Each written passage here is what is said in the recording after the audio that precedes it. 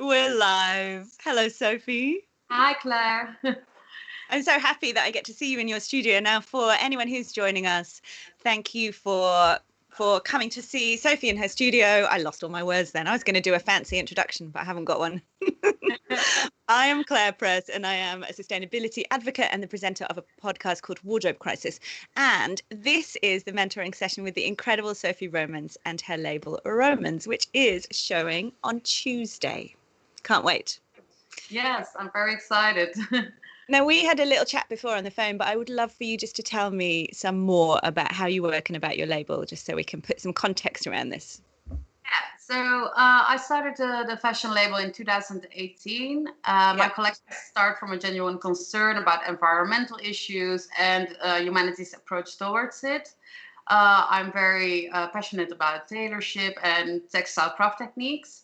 So there's much experiment involved in creating every garment regarding the techniques. I design one collection a year, and the clothes are currently on demand. The materials that we use are mainly waste fabrics and clothes, dead stock and certified materials. We try to keep the virgin materials as minimum as possible. And everything is produced locally, mostly in our own studio. So I think that's mainly it. So how many, when you say in your own studio, how big are you? So you've only been in business, you've done one collection, you've been in business for a couple of years. Who helps you out?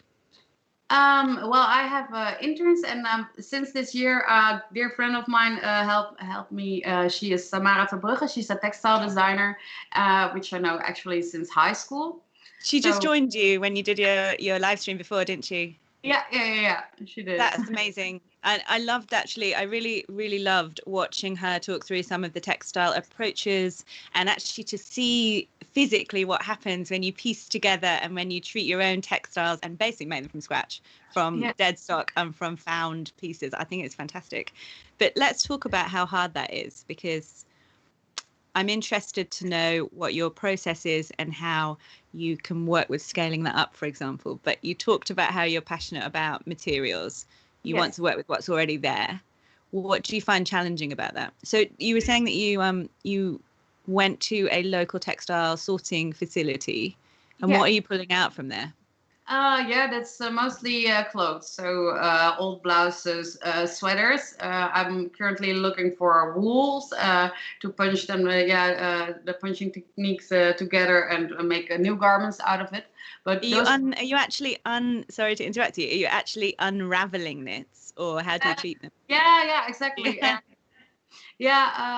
Also, we have this big weaving loom, and we want to make our own fabrics with them as well. So, but those processes are very laborious, but I really love doing it, working with that kind of material that you make from scratch. And I mean, it's fun, isn't it? You're actually inventing from scratch. I can see in your face that you love it. I mean, it's fun. It's like an experiment, and the process is kind of delightful, right? But I guess what's hard about it, because let's talk about how long it takes. That's incredible amount of time. You can work for one piece for weeks. And since this year I grew a bit more as a company, so I work with more interns, so I have the opportunity to give more attention to one piece, but it still is one piece, and I don't have the possibility to make a whole line out of it, to make more of one. And that's also the challenge when using textile waste, because the quality is always fluctuating, and so that's mainly a hard thing to work with, I think. I mean, I think what's interesting for you is trying to navigate the pathway from creating something that is essentially an art piece, that is a one-off, that kind of shapes itself as it goes along, if you like, in terms of the fabric, and then figuring out how you can manufacture or produce that. And that word manufacture puts people off, because they think, well, I'm not a factory, I'm a sustainable designer, and I don't want to see myself in that mode.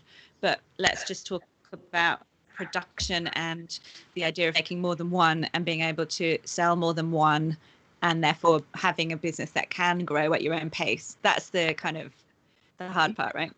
Yeah, definitely. Because when you're producing small amounts, you have the overview of the whole production, and you know what happens to the garment from the beginning to the end. And I was wondering how you can keep your integrity when you start to grow as a sustainable designer. So, Sophie, when you went to fashion school, where did you study? I went to School of the Arts in Utrecht. How much did they teach you about sustainability as kind of core curriculum stuff? Well, they teach me a lot about the fabric,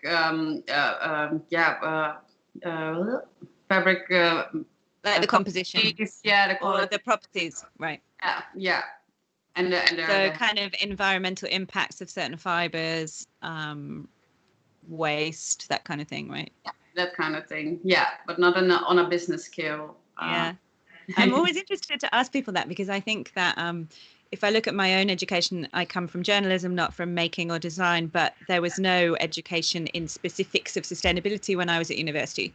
Now, that was a long time ago, but even now, when you would expect fashion students to routinely come out of colleges knowing a great deal about sustainability, because surely that's how the industry needs to be formed and how we're going to thrive, they actually don't. So maybe they do a few modules on it's changing, but you know, maybe they, as you say, learn about textiles. But why I asked you was because I think that what has been, or what new and smaller and emerging designers need now, is to understand how to have sustainable business practices, and then how to kind of implement core sustainable practices and ways of working into how they're producing. So it's not just about choosing a sustainable fabric. I saw you're working with Pinatex. So that's great. You're choosing a sustainable fabric. You know, it's produced from waste from pineapples. That's awesome. It's a vegan leather alternative. But what I think you need to do is try and figure out, okay, how can I put sustainability goals, like if you were a big brand, if you're going to look at how to scale up what you're doing, I think you need to put in some goals and some kind of frameworks around how you produce and how that might look when you expand and get bigger. And so you will be able to actually produce, even if you don't like the word manufacture, and do that in a way that is sustainable. So finding those routes is going to be interesting with your use of reclaimed and reused fabrics. And we talked before on the phone about, like, even just the simple stuff, like, or seemingly simple stuff about cutting multiples. So if you're making fabric from scratch, that looks like, you know, you're holding up before that fabric that was inspired by Roumans, that's full of kind of holes in different places, shall we say. Yeah. So there's no uniformity around the textiles that you're using. They're going to be different shapes. They're going to kind of act differently on the table. How can you cut multiples? How's it going to work? Or if you were going to use fabric in its existing form from dead stock post-consumer waste, how do you do that? And I think that it's really tricky. You have to basically invent your own systems. But in order to do that, you've got to kind of have some goals and frameworks around, these are going to be our sustainability pillars. What are they going to be? So obviously you've got fabrics, you're looking at circularity, but I think you also need to put a kind of framework in place saying, okay, we're going to really focus, because you can't be everything, but we're going to really focus on, for example, reducing waste in the cutting process, or designing, I don't like the term zero waste, but designing patterns that reduce that waste, for example. But you're also going to have to think about who makes the pieces if it's not you. Do you have sustainable manufacturing options around where you are? You said that you're doing this kind of collective. Yeah, it's called Duurzame Mode 025. And called what? Sustainable Fashion 025, it's in English. So that's a collective of multiple designers where they research all the assets of sustainable and fashion options in the neighborhood and connect them all. So that's really nice, actually. So how did you? So are they? How many people are part of the collective, and how did you get involved? I got involved. Did you start it? No. Old teacher of mine. He started it. It's Sebastian. They have a designer label themselves, and I think there are now inside there are really 9 different designers, but it's the network is much bigger. So they also put in the fabric waste disposal in MAP and like everything that's that can be to build a chain of everything that can be necessary to start as a fashion designer or have your fashion business and make it more sustainable. I feel like that's such an amazing thing to be part of, Sophie, because when you are trying to design these frameworks to be sustainable on your own, it's difficult. But if you do it collectively, you pool the resources, right? You can share the research. You can also have economies of scale, because part of being little is that you don't have a lot of purchasing power, and some people won't want to take your orders because there's not enough of them, for example. So if you can work in collective, if you can find a way to do that, it's absolutely brilliant. I feel like everyone needs to do that. Yeah. I think it's it's very nice to, and I've learned so much since I got to be a part in it. Mm-hmm. So and of course I also have an art gallery there. I noticed the perks of having to build a community. Yeah. So I was thinking about how to implement that on my fashion label as well. How do you see that? How to start that, and what kind of perks it can have for a fashion designer? So just 2 minutes ago, before we went live, you were saying that where you work and where you live, which is in East Holland, is close to Arnhem, which is a town that I know, but I didn't know the town that you work in. And I was like, Lee Edelcourt is from Arnhem. But I think if she were on this call, dare I presume that she would agree and say that working collectively, finding local networks and building communities in the kind of artistic endeavors and realms that you work in is the future. And so as a smaller designer, if you can band together with like-minded people in your area, and your area could be more expansive, it might be, it might not just be next door, but let's even just think, I know that it doesn't feel like it's, it doesn't feel local to you, but when we're looking at global fashion, even just looking at the Netherlands as kind of a fashion hotspot, I think that there's so much power in that. And I feel like what Lee Edelcourt talks about in terms of like how we might imagine a future that is totally different from the one that we have now. It's not going to be about or purely about Paris, New York, London, Milan, nothing else, no more noise. The world's not like that anymore. Think about Vetements is based in Zurich. I think I mentioned to you on the call that we had the other day that there's a fantastic group of upcycling designers in Berlin that I met called Soup Collective. And I think one of them is in Northern England. But the point is, you don't have to be stuck in this idea that massive fashion capitals are the only way to make a splash. And if you can figure out how to make noise with more than one of you, you can be a destination. Like, yeah. What you kind of would love would be that people will come to you to see your gallery, to see you, but then it's worth the trip because there's like 3 or 4 other designers that they can network with and talk to when they get there. And that I think is that as a journalist, I would definitely come and visit you if I knew that I could see a couple of other people that kind of felt like part of a community. Yeah. So I feel like maybe build on that, and also you can make media opportunities out of that. You can, in the same way that you're joining together to make production, you can join together to make media outreach and media stories, and that works, right? I feel like as a fashion journalist, I'm looking for that. Yeah, definitely. It's hard to grow actually from my starting point at the moment. Sophie, I'd be getting whoever is your intern who's most interested in social media communications to figure out how to talk about all of you together.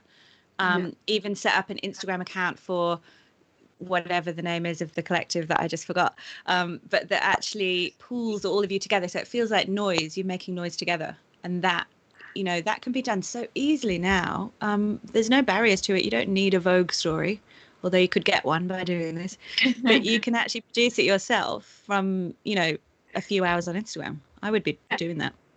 Yeah, definitely. Well, at this moment, you're trying. I mean, you've got time, right? Yeah. now, well, last days I didn't have much time. But yeah, we'll make time for it, definitely.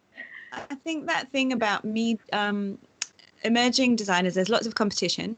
It can feel like no one's listening because of the, just sheer numbers of brilliant designers that come out of fashion schools. But actually, you've got power that we didn't used to have 10 years ago, in that you can jump on Instagram, you can make it into your shop window. You don't have to pay to play. You can access your customer anywhere in the world now through, very little investment and energy, actually, through social media. And it does make the world a different place. You don't have to wait to be discovered by I don't know. It used to be all elite, like someone was on the top deciding who was allowed to come in. That's rubbish. That's not how the future of fashion is going to shape up. So I feel like you just need to band together with those who are around you, and then I reckon you could take over. Yeah. Go on. So yeah, how would you approach such that process? So if I because myself, I'm not not really involved with the social media. I try to do my best, but I'm not probably not a generation or something. It's not the. Well, I think that what you need to do is find what feels authentic to you. So it's around finding how you talk about your story in a way that you actually enjoy, because not everyone wants to be a presenter on a live stream, although you're actually really good. But it's finding your story. So for you, it's probably about talking about the fabrics, talking about the process, and talking about the garments. Like, it's really about design. Yeah. And you can do that by doing videos in your studio. It doesn't have to be you public facing, but just it's about giving a window into your process. People love it. I want to see how you make those fabrics. I would love to see, just, you don't have to talk about it. I just want to see the process. Like, how do you do it? I feel like people are fascinated by that, and that will help you build audience, and audience helps you build customers, right? I mean, that's just, it's true. And it doesn't have to be bigger than, enormous, but it's just finding your customer, finding your audience. And actually, when I think about it, there's probably menswear. Menswear is in a way its own, or sustainable menswear is perhaps its own niche and less commonly talked about than sustainable women's wear. So maybe it's about leading that conversation too, and finding who are the magazines that are really particularly interested in the sustainable menswear scene, because I reckon there's a gap. Yeah. And I was wondering, if you were in my shoes, what would what would your first move be? Well, I'll tell you what, Sophie, you've got to capitalize on this moment, right? Yeah. I mean the moment of your show, because you've got this opportunity. You've already become part of this very sort of pioneering thing, and everyone's talking about it. I was just looking at the Instagram of Helsinki Fashion Week, and it's like there's Vogue stories, there's stories everywhere. I keep saying Vogue, there are other magazines, but there's a lot of media attention right now on what's happening. And even just having a sort of sneak peek at some of the visuals of the worlds and sets that have been created for these shows, it's fabulous. Everyone's going to be looking. So aren't you lucky to be part of that? And I say that because so many times new gen shows at fashion weeks, more conventional fashion weeks, they get sidelined a bit and they're not the main event, and people are too busy looking at Gucci or Victoria Beckham or whatever it is. But this moment is all about emerging designers, and you're at the top of it, and that's actually incredible. So you need to capitalize on this moment, and all of the designers do, I think, really use it to pump out content. You've got all this content from here.